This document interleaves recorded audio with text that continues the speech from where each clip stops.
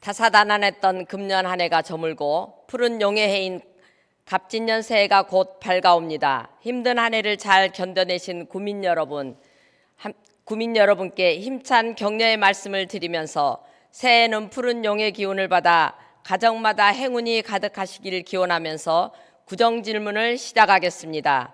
사랑하는 31만 도봉구민 여러분, 그리고 강신만 의장님과 선배 동료 의원 여러분, 구정 살림을 이끄시느라 한 해 동안 수고하신 오원석 구청장님과 일처녀 공직자 여러분, 쌍문 이사동 방학 3동 출신 구의원 고금숙입니다. 저는 오늘 도봉구 공직자의 사기 진작에 대하여 질의하고자 합니다.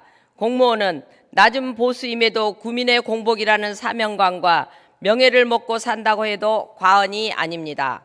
공무원에게는 정해진 월급과 수당 외에는 별다른 사기 진작책이 없는 것이 현실이기도 합니다. 그래서 공무원은 승진에 대한 욕구가 강하며 오직 승진을 통해 자기 성취감과 명예를 이룰 수 있습니다. 따라서 공무원 조직의 승진에 대한 열망은 그 당사자나 조직원이 아니면 이해하기가 어려울 정도입니다. 저는 공무원 가족으로서 30여 년을 옆에서 지켜보았기에 감히 말씀드릴 수 있습니다. 공무원은 선배들의 승진을 보며 자기 꿈을 키우며 자기 승진을 통해 성취감을 느끼게 됩니다. 따라서 선배들의 승진에도 매우 민감하며 불의에 분노하기도 합니다. 이러한 공무원 조직에서 공정한 승진이 조직에 미치는 결과는 상상 이상일 겁니다. 이러한 현실에서 2024년 상반기 승진과 관련하여 노조 게시판 등에 부당함을 토로하는 글들이 올라오고 있습니다. 사실인즉 행정 4급 승진 대상이 4명에서 2명으로 줄어들고 나머지 2명은 서울시에서 모셔온다는 내용이었습니다. 이게 정말 사실인지 묻고 싶습니다. 4급 2명을 서울에서 모셔오면 서울시는 10명이 우리 구 덕분에 승진을 한다고 합니다. 반대로 우리 구는 어떠할까요? 실질적으로 10명의 승진위원이 줄어드는 결과를 낳게 됩니다. 4급으로 승진을 하려면 최소한 30여 년 도봉구에서 열심히 노력해야 가능한 자리인데 이렇게 서울시에서 모셔오게 된다면 그동안 묵묵히 도봉구에서 노력해온 직원들의 허탈감은 무엇으로 위로를 해야 할까요? 물론 임시조직, 직급 조정을 통해 당장 승진 피해가 없도록 하였다고는 하나 일방 전입이 아닌 인사 교류를 하였다면 서울시에 선물한 10자리 승진 자리는 도봉구 몫이 되는 것입니다. 제가 확인한 바로는 서울시와 자치구 인사 교류는 1:1 교류가 원칙이라고 합니다. 그런데도 이렇게 무리하게 일방 전입을 추진한 이유가 무엇인지 궁금합니다. 구청장님께서는 간부회의에서 핵심 사업 추진을 위해 서울시와 소통과 협력이 필요하며 인사교류를 추진하고 있다고 말씀하셨고 비서실장은 6급 팀장회의를 소집하여 이번 일로 노조 게시판에 허위 사실을 유포할 경우 고발하겠다고 하면서 이번 인사는 우리 구 기존 국장들이 서울시와 소통 등 움직이지 않아서 추진하게 되었다라고 하였다는데 그럼 지금 본회의장에 앉아 계신 국장님들 때문인가요? 서울시와 협력 소통을 위해 부구청장님을 서울시에서 모셔온 게 아닌가요? 다른 자치구는 임시조직 신설을 통해 자기구 소속 직원들의 승진 숫자를 하나라도 늘리려고 노력하는데 우리 구는 서울시 직원 전입을 위해 임시조직을 만들고 직급을 조정하였다고 한다면 과연 도봉구 직원들이 이번 인사행정에 동의할 수 있을까요? 오원석 구청장님은 취임하시면서 공무원들은 전문가이니까 내부 일은 공무원들에게 맡기고 나는 외부 영업을 하겠다고 말씀하셨습니다. 이 이야기를 들은 도봉구 직원들은 모처럼 인정받는 것 같아 기분이 좋았다고들 합니다. 또한 구청장님께서는 공약사항이 조기에 많이 이루어진 것은 구청 간부 및 직원들의 덕분이라며 감사하다는 말씀을 여러 번 하셨다고 합니다. 그래서 취임 초기부터 구청장님께서는 타구에서 강제 전출하자는 제의가 있어도 나는 끝까지 그런 인사를 안 하겠다고 천명하셔서 직원들로부터 좋은 호응을 받은 바 있습니다. 그런데 그동안 말씀해 오신 바와 다르게 이렇게 서울시와 교류하게 된 구체적 이유를 설명해 주시기 바랍니다. 실체도 없고 뜬구름 같은 교과서적인 소통과 협력이라는 이유 말고 말입니다. 도봉구는 민선 이래 서울시와 1:1 4급 교류는 있었지만 이렇게 2명이나 일방으로 전입하는 것은 전례에도 없었던 일로 직원들은 많이 황당해하고 낙담해하고 있습니다. 저는 구청장님을 오랫동안 지켜본 사람으로서 구청장님의 뜻으로 결정된 사항이 아니라는 의문이 왜 계속 머릿속에 남을까요? 구청장님은 매우 솔직하고 꾸밈이 없으신 분이십니다. 이번 인사교류안을 제안한 참모는 누구인지 묻고 싶습니다. 공정한 조직이 되려면 성과는 공정하게 나누어야 하며 성과의 평가는 정의로워야만이 조직의 신뢰가 쌓을 수 있습니다. 인해 장막에 갇혀 계시지 마시고 조직의 다양한 목소리에 경청하셔서 다시는 이러한 인사로 인해 도봉구 직원들의 사기가 저하되지 않도록 노력해 주실 것을 당부드립니다. 아울러 이번 일을 계기로 사기가 저하된 도봉구 1천여 공직자들의 사기 진작을 위해서 과감한 인사혁신과 인적 쇄신이 동반되어야 할 것 같은데 이에 대한 방안이 있는지 구청장님께서 직접 말씀해 주시기 바랍니다. 끝으로 한비자에 나오는 구맹주산이라는 사자성어를 늘 기억하셔서 존경받는 구청장님이 되시기 바랍니다.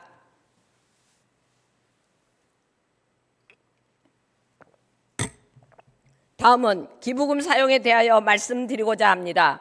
우리 구는 지난 10월 도봉구에 금고 업무를 취급하는 금융기관을 2023년부터 2026년까지 4년 동안 국민은행으로 지정한 바 있습니다.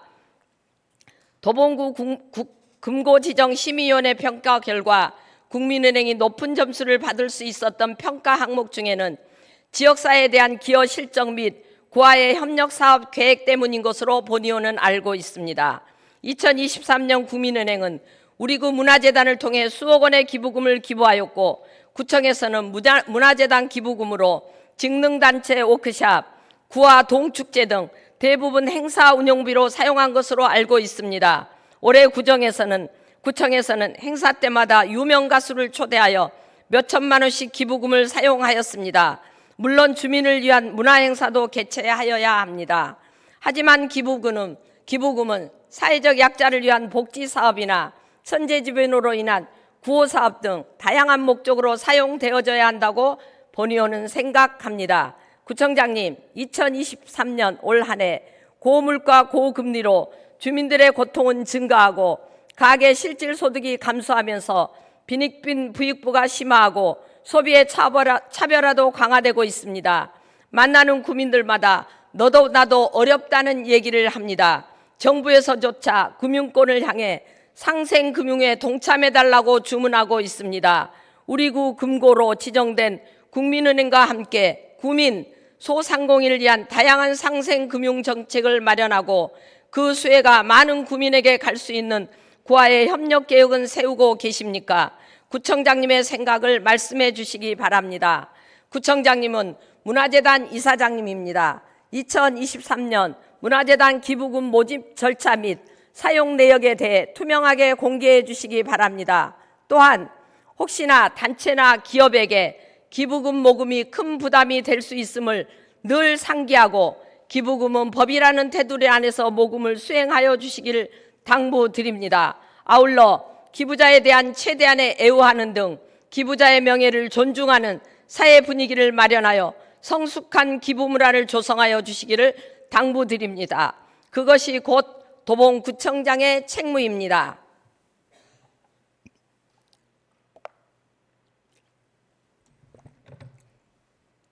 세 번째, 쌍문동 다목적 체육센터는 건축법 제48조 등에 따라 반드시 내진 설계 및 내진 시공을 해야 하고 2019년 3월 14일 제정된 국토부 고시에 따라 설계와 시공을 해야 합니다.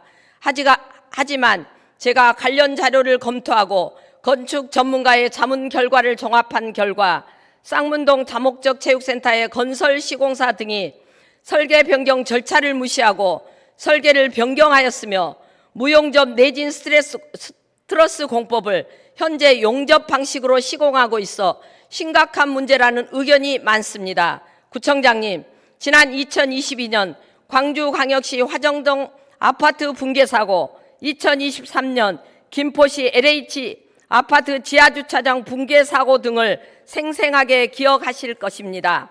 이 사고는 모두 건설사업관리단과 시공사가 내진 시공과 설계 변경을 규정대로 하지 않고 무리하게 추진하여 발생한 인재였으며 건축주 또한 관리감독의 책임이 막중했던 사건입니다. 저는 쌍문동 다목적 체육센터와 같은 공공건축물을 건축하는 과정에서 이와 같은 불행한 사고가 우리 도봉구에서 발생하지 않기를 바라는 마음에서 지금부터 구청장님께 간략하게 몇 가지를 질문하겠습니다. 첫째, 소관부서는 설계 과정에서 본 건축물의 건축비 구조 요소 중 치장 외벽 석재 공사가 관련 규정에 따라 내진 설계 대상인데 내진 설계가 되었는지 확인했습니까? 납득할 수 있는 근거 자료를 함께 제시해 주시기 바랍니다.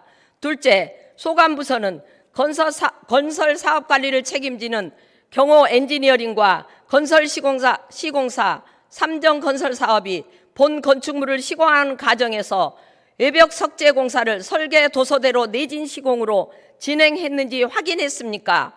그 증빙 자료인 국토부 고시 건축물 내진 설계 기준서에 따라 용접 방식의 정적 해석 시험 성적서와 동적 해석 시험 성적서 및 층응답 스펙트럼 성적서를 제출받았습니까? 이 자료를 받았다면 구체적인 경위와 근거 자료를 제시해 주시기 바랍니다.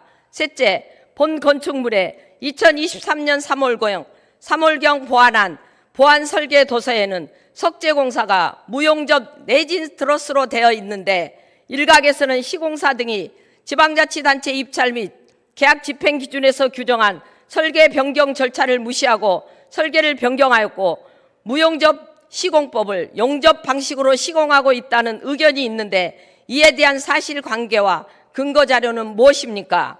넷째, 만일 소관부서에서 설계 변경을 승인하였다면 지방자치단체 입찰 및 계약 집행기준 13장 제6절 1항의 어느 조건을 충족하여 설계 변경을 하였는지 밝혀주세요. 그리고 새로운 공법으로 설계를 변경하여 시공할 경우 지방자치단체 입찰 및 계약 집행기준 제13장 제7절에 따른 공사계약금액의 조정, 규정대로 전체 공사비의 절감 금액 중 30%를 감액해야 한다고 규정하고 있는데 이때 소관부서에서는 이와 같이 조치했습니까? 또한 새로운 공법으로 설계 변경할 경우 현저한 공사기간의 단축이 있을 때 설계 변경을 승인할 수 있는데 공사기간은 얼마나 단축하였는지 밝혀주시기 바랍니다. 다섯째, 특히 내진구조의 설계를 변경할 때는 건설기술진흥법 시행령 제19조에 따라 기술자문위원회의 심의를 받아야 하고 만일 기술자문위원회가 설치되어 있지 않다면 지방건설기술심의위원회 심의를 받아야 하는데 소관부서는 관련 규정에 따라 건설기술심의위원회를 개최하였습니까? 구체적인 회의 개최 내용을 답변해 주시기 바랍니다. 여섯째, 일각에서는 쌍문동 다목적 체육센터의 비구조 요소 치장 석재 공사가 건축법 제48조를 심각하게 위반하여 시공되었기 때문에 건축법 제79조에 따라 공사감독자인 소관부서가 감리자와 시공자를 검찰에 고발하고 도봉구청장은 공사중지명령 등의 행정처분을 해야 하는데 과연 소관부서는 어떤 조치를 했습니까? 국민들의 안전을 지키는 막중한 책임을 지고 계신 구청장님께서는 이상의 질문에 대해 성실하게 답변해 주시기 바랍니다. 마지막으로 쑥갓구기 사업 추진 관련하여 질문 드리겠습니다. 우리 구는 초안산과 쌍문 근린공원 등 운동기구, 파고라, 각종 편의시설 등이 잘 조성되어 있는 공원들이 많이 있습니다. 많은 주민들이 공원에서 산책과 휴식, 운동을 즐기며 본 의원도 구민의 한 명으로서 관내 공원을 자주 이용하고 있습니다. 그런데 공원 산책로를 따라 걷다 보면 구불구불하고 갈라진 나무, 다른 나무에 기대어 있는 고사목, 덩굴에 칭칭 감겨 있는 나무들을 볼 수 있습니다. 이는 그동안 해왔던 공원관리가 시설물 위주에만 치우쳐 정작 가장 중요한 나무 자체에 대한 생태적인 관리가 얼마나 미흡했는지를 잘 보여준다고 할 수 있습니다.